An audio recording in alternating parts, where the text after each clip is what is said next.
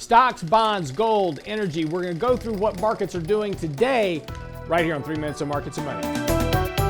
Let's start by looking at the S&P. Yesterday, of course, a nice little rally above the 20 and the 50-day moving average here over the last couple of days. Now, we're still on a sell signal currently, but we're starting to slowly turn that up, and money flows are now turning positive. Of course, that's good news and suggests that markets could rally back here towards all-time highs. Now, that is good news, of course, considering that just recently we saw the market sell off towards this break of the 50-day moving average and a test of the 2 standard deviation line below that 50-day moving average. So again, we had this oversold condition, markets now beginning to recover.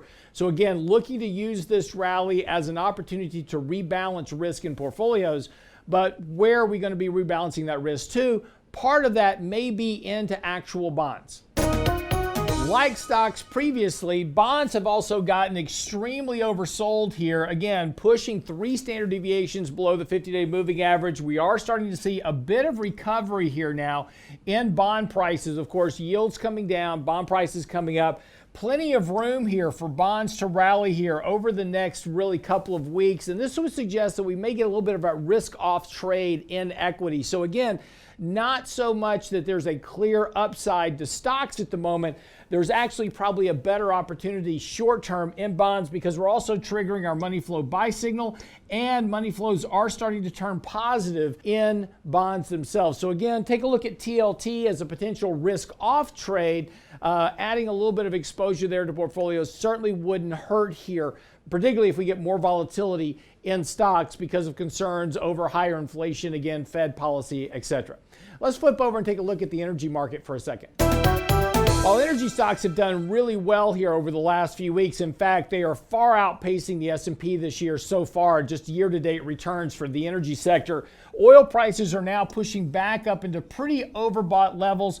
We are triggering a bullish buy signal on oil prices, which does suggest that oil prices will remain elevated and potentially work themselves a little bit higher. But in the short term, they are very overbought here, very close to triggering a sell signal. That would suggest that we could get a retracement in oil prices back down to about $75. Now, this would actually kind of line up with what we kind of expect in the market. We saw this rush into the value trade at the beginning of this year. NASDAQ stocks, growth stocks really kind of got beaten down. We could see a rotation now over the course of the next couple of weeks, seeing some of these value trades come off a bit, give us an opportunity to add to those value trades here on a pullback, see bonds perform better on that risk-off trade period, and then get an opportunity to rebalance risk heading further into the year as the Fed begins this tightening policy that they've been talking about. I think value will continue to outperform this year, at least so far. We need to see a pullback here before making further allocations to the value trade. Now let's flip over and look at gold because that's been one of the big questions this week.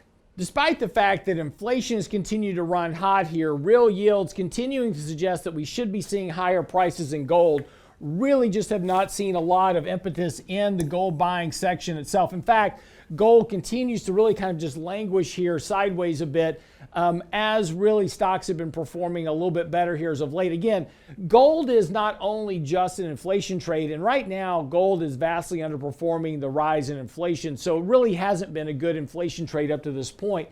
But gold is more of a fear trade at this point in the market cycle because of a decade now of monetary interventions and liquidity injections. That has become more of a fear trade. When we begin to see a risk-off trade in the markets where fear starts to really rise on the stock side of the ledger, we'll probably start to see gold perform better. Now, gold has been basing very nicely here for a while. We are about to trigger a money flow buy signal again, but gold is a little overbought here short term just after this little recent rise. So again, a bit of a pullback to around 1,800 on gold might be an opportunity to add a little bit of gold to the portfolio. But again, upside is probably limited to about 1,860 until we really start to see a fear trade in the market. So again, if Fed tightening and reduction of QT and all this and Fed rate hikes really start to impact stock prices, which most likely they will, we could see gold and bonds performing much better as we get later into this year. Just something to keep your eye on. It's 3 Minutes on Markets and Money. Be back here tomorrow.